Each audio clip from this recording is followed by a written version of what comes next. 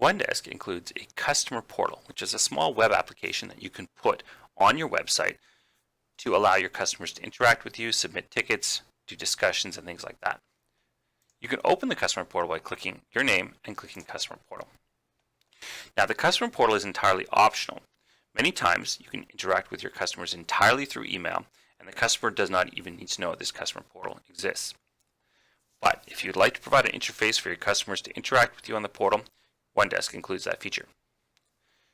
The customer portal is a simplified interface that provides the tools for your customers to be able to find, publish tickets or tasks or knowledge-based articles, to be able to search for them, filter by them, see the status, follow them, and of course submit new ones by clicking Add New and completing a form for a new task or ticket or whatever else you've configured. OneDesk has a lot of controls to control what you can see on the portal and of course the style of the portal. Let's go through those.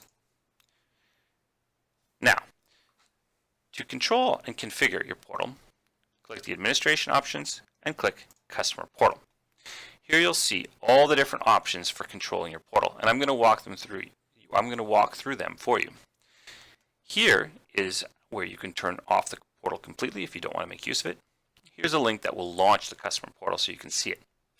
Here's where you can turn on the ability for your customers to view previously submitted items, and here's where you can turn on the ability to submit new items.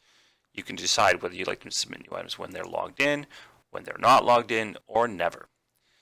If you set it to when not logged in, then an anonymous visitor will be able to submit a piece of a ticket or a task or whatever on your customer portal, and we will ask for their email address when they submit it. When they are logged in, we already know who they are, therefore we will not ask for their email address. Now, what can the visitor do on the portal? Well, if you check this, they'll be able to register themselves, so just sign up on their own. If you uncheck this, you will have to invite them from the customer's application over here. Turning this on allows them to follow those items. So you see the follow button, which allows them to receive notifications for new comments on that item. Here, you can allow them to see the status of the ticket or task. Turning that off will hide that from them. This controls what filters show up on the side panel. So right here, these are the different filters that are available, and you can turn those off by unchecking those boxes here. Of note, that filter options only appear when the visitor would have results for that filter. So for example, if the visitor has no tickets in the open status, then the open link will not appear in this list. Now, what can the visitor see on the portal? Well, here's where you require login to see the items. And after that, you can choose one option from this drop-down. The first limits the visitor to only seeing their own requested items. So if they submitted the ticket, they can see it. If they did not, they cannot.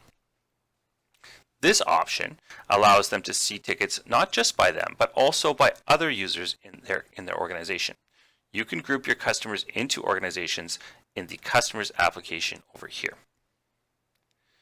This allows them to see tickets in the projects they are following. So if you select this option, then once you've added a customer to the project, he'll be able to see things in that project.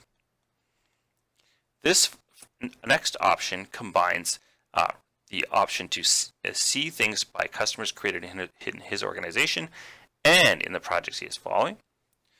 This combines the first and the third option, so it's only their own requested items and the items in the project they are following.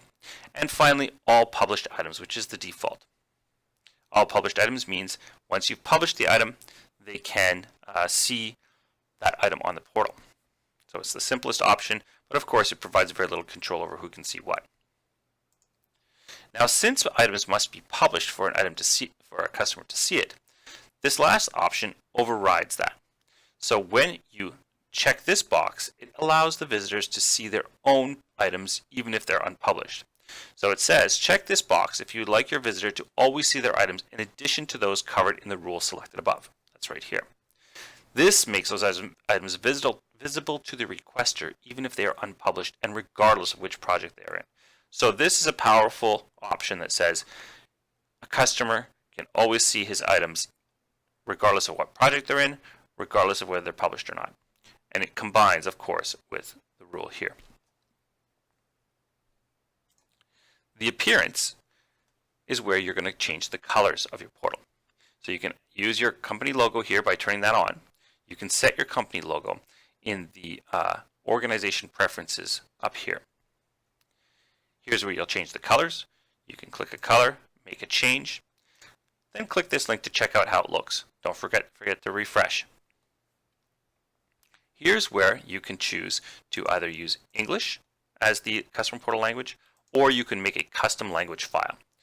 To make a custom language file, choose custom language, download the template, modify the text mappings in this template, and then re-upload it right here. This allows you to not only translate into another language, but also change the text on the portal if you want to be something different. So if you want to say find instead of search, you can make that change here. Now you can put the portal on your website. There's some documentation right here, but it's pretty simple. Just click Generate Snippet and copy and paste this snippet onto your website just before the body close tag on whatever page you'd like this to appear. Next, we have the forms. I showed you before how the customer can create a new ticket by clicking Add New and clicking Ticket and completing this form. You'll want some control over these forms. The first thing you can do is determine what forms you would like. By default, we have task and ticket forms, but you can add new ones. You get one form for each item type that you've turned on in your configuration. There are up to 30 different types that you can turn on. By default, however, you'll only have task and ticket turned on. To turn on other ones, just go into the tickets, tasks application and add new subtypes. Now, right now, I've got the ticket form expanded, and you can see here it is. You give the form a title, you give it a subtitle, and here you can determine what properties you'd like to show on the form. So you'll just select a property here and add it to the form.